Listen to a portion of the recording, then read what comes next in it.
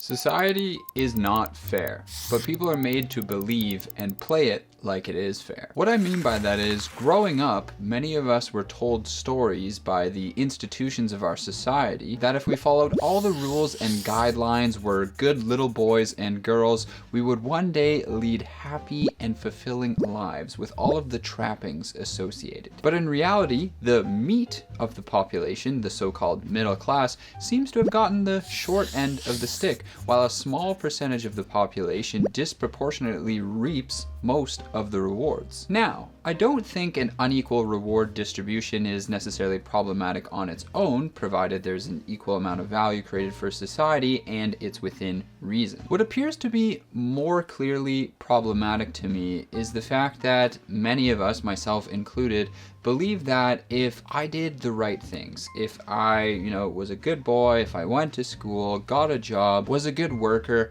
I could do the things that my parents did. I would be able to afford to buy a home. I would be able to afford to raise a family, just basic life progression things, right? But that's just not the case for a lot of people today. So this is something that I've been thinking about as I reflect back on when I had a capped salary within the traditional workforce. I remember what it felt like to not earn as much income as I would have liked to. I see so many people today who, in my opinion, should be earning more than they are, but they're not. I'm curious to know if you might feel the same way. And if so, I wonder, why is that the case? Today, I'd like to share with you a few of the thoughts that came to my mind when I asked that question. The first thought is that we may have an incentivization problem in our society. What I mean by that is, in a very simple sense, we can think of our society as having a wide variety of tasks that need to be completed in order for society to function properly. And we call these tasks jobs. And in order to get these tasks done, we need to incentivize all of the members of society to try and participate. Throughout much of history, this incentivization was actually quite awful.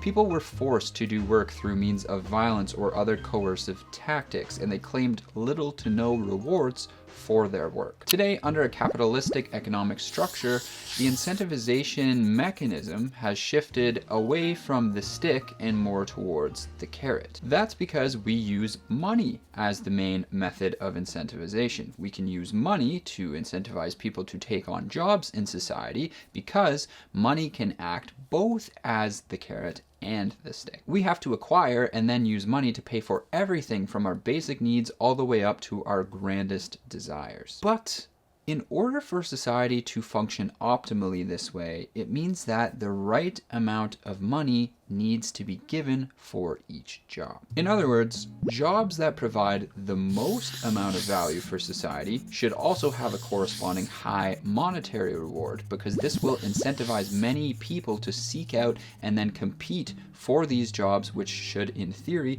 provide the most value to society. And through this competition that you're creating, you'll ideally get the strongest candidate for each job, which should then, in theory, benefit society the most. That's how we're taught to assume this all works, right? That's how our education system may have portrayed it to us. That's how our families and maybe other institutions of society have portrayed it that way as well. And perhaps at first glance, this agreement between ourselves and society appears to be reasonably fair. And because of this, I think we sometimes operate under the assumption that the game of life is fair and that we all ought to play it that way. But what if it's not? What if the parameters of the game haven't been set up exactly as we've been told? I would suggest one such parameter would be the one we've just discussed: incentivization. For instance, the financial industry is one of the most highly rewarded industries to work in. But it's not clear that this industry provides value to society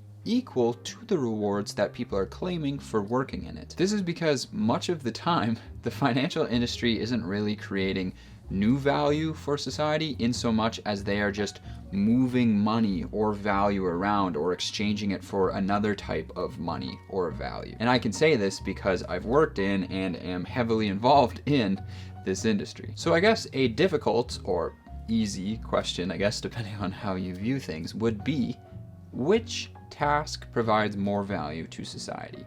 Being an investment banker or being a family doctor? And an even more difficult question would be, which task should we try and incentivize more between the two? Well, today I can look at both those two jobs, and in my country, Canada, I can see that we roughly incentivize the both of them within the same ballpark. I'm curious to know, does that make sense to you personally? Why or why not? Personally, it seems a bit incorrect to me.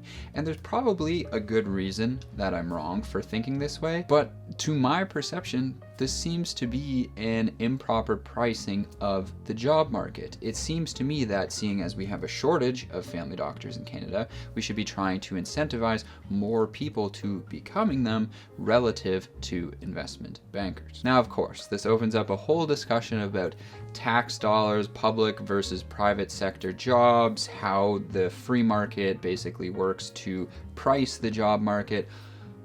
That's a discussion best saved for another day. I think the main point that I'm trying to make here is that this is one of potentially multiple instances where the job market is not optimally incentivized for society at large. I would suggest that the inflation we are now experiencing is at least partially a symptom caused by the fact that we've been overly incentivizing the digital world at the expense of manufacturing real things for the real world. So ultimately, if we accept for a moment that this interpretation of the job market is at least partially true, then I think it could be quite validating for people who feel as though they are contributing to society, they are pulling their weight, and yet they aren't able to access these things that are supposed to be accessible to, the middle class or to most members of society. But it's also a bit disheartening because then it must also be true that the game, as it was laid out by our education system and other institutions of society,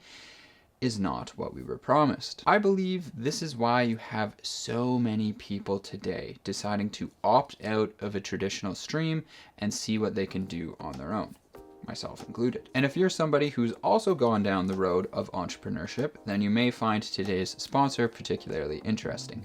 Milanote. Milanote is a tool that I've used to plan my larger video projects, but that's not all it can do. Milanote is also a really useful tool for entrepreneurs to plan and organize their businesses. You can do everything from creative briefs to project management to customer personas. For example, if I was to start Cash College from scratch again, I might create a customer persona like this to help me identify exactly who I'm trying to speak to. The customer persona template that Milanote has built in, which you can easily use in just one click, includes helpful prompts like what are the main pain points somebody's going to be facing and what's their ideal experience look like. I've also customized my board here by adding in a few extra pieces of research which I think help fully tell the story of the struggle of this person here trying to learn about personal finance and what I can do to speak to them. And what's really cool is if I was working with a team on this, I can easily share the board with them and collaborate in real time. Best of all, Milanote is completely free to use. There's no trial period, there's no time limit or anything like that. All you got to do is go to the link in the description down below and sign up for your free account. Thank you to Milanote for helping make my work possible and for sponsoring this video. So while entrepreneurship can be a way to opt out of the game, there's a bit of a problem with that. And that's because we shouldn't feel like we all need to become entrepreneurs to just live a decent life. Nor would it be beneficial for society if everybody opted out of traditional streams. So then I guess the big question is, how do we organize millions of people so that they're doing something every day where they feel useful, but that also provides them enough money so that they can explore whatever self-actualization means to them in their lives? I suppose this is the question that economists have been poring over for a very long time, and it goes without saying that you and I are not going to solve this today, or at least I'm not, but maybe you'll have better luck. But if I could offer a humble suggestion, apart from the incentivization problem, I believe we have another problem tied to our education system. It seems to me that our education system is still stuck in old ways of thinking. ways of thinking that would have been more beneficial back in the Industrial Revolution. For example, when we're young, we're commonly asked what subjects that we are good at or which ones we like. I personally think these are stupid questions because I don't think there are actually any subjects. Hear me out. So we speak of things like chemistry, biology, physics, and math as if they're these separate, siloed things that we should study independently from one another. But from my point of view, they aren't. I don't see them as subjects. I see them as lenses. Lenses through which we view the one subject, which I don't know what to call other than life. What I mean by that is biology just describes the interactions of chemistry at a higher level. And then physics can be used to explain the movement of that biological thing through space. And then math is just the language which underpins and programs it all. But school, at least in my experience, doesn't really make this distinction. They treat all of these things as if they're very independent from one another and that we should study them separately and not think about them connecting in any way. And as a result, we get a society made up of people who become whatever they are because they thought they had to pick one of these supposedly separate streams of knowledge. We get a society made up of mostly specialists who are reaping less rewards today and who are stuck in their place, while the few so-called generalists seem to be reaping more rewards today and they can move about as they please. But really, I believe that we are all generalists in one way or another, and I believe that the education system should place a greater emphasis on teaching people how to learn as opposed to what to learn. Instead of teaching kids that they need to be good at math in order to pursue a career relevant to mathematics, I think they should just be teaching kids to be able to learn whatever they want. I'm not good at math. There's been so many instances where I'm with people and someone's trying to calculate something and they go, "Oh, just ask Steve. He's the money guy. He'll be able to do it." And I just laugh and pull out the calculator on my phone. But if you give me a few hours to study, I'll do your quadratic equations just as easily as I'll plot the atomic structure of the periodic table, because I prioritized how to learn over what to learn. So those are two things, the incentivization structure of society as well as the disconnection between subjects of the education system, that I think contribute to society not being able to operate as efficiently as it could from a monetary and quality of life standpoint. Do you agree, disagree, or have any other ideas of your own? I'd be very curious to hear them. Thank you so much for watching today's video, and until next time.